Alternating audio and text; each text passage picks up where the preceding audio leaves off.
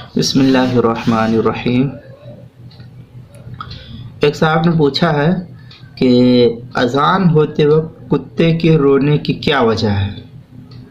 کیا اس سلسلے میں کتابوں کے اندر کوئی بات ملتی ہے؟ اگر ہے تو اس کو وضاحت فرمائیں۔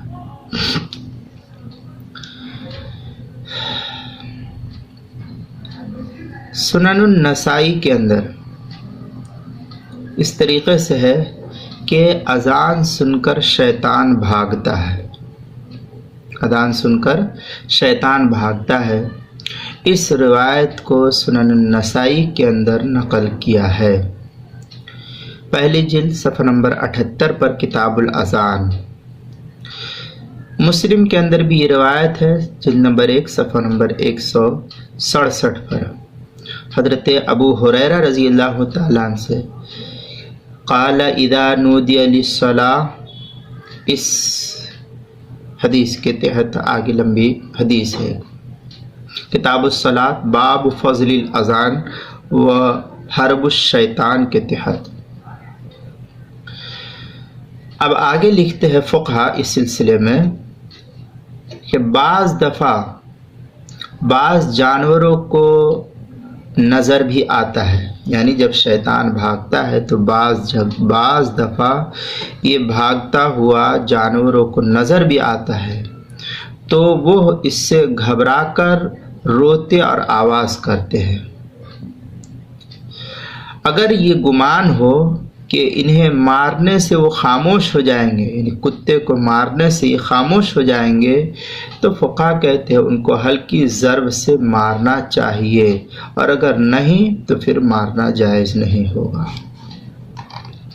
اس مسئلے کو جو ہے البحر الرائق کے اندر علامہ ابن نجیم رحمۃ اللہ علیہ نے نقل کیا ہے، وفی القینیہ کے تحت، یؤذن المؤذن کے تحت، جلد نمبر 1 صفحہ نمبر 272، باب الاذان، دار المعرفہ بیروت کی جو چھپی ہوئی ہے۔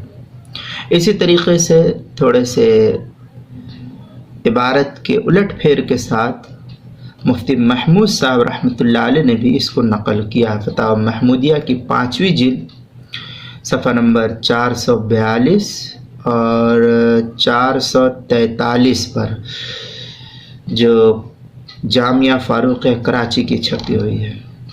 اسی طریقے سے ایک اور کتاب ہے محقق و مدلل جدید مسائل، جو اشاعت العلوم عقل کنواں سے چھپی، اس کی 2 جلد کتاب الصلاۃ صفحہ نمبر 88 پر نماز کے مسائل کے بیان میں عنوان قائم کیا اذان کے وقت کتوں کا رونا، مسئلہ نمبر 43۔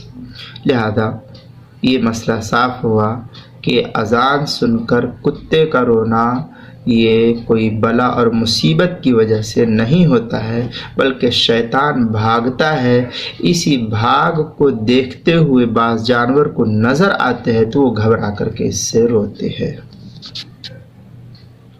السلام علیکم ورحمۃ اللہ وبرکاتہ۔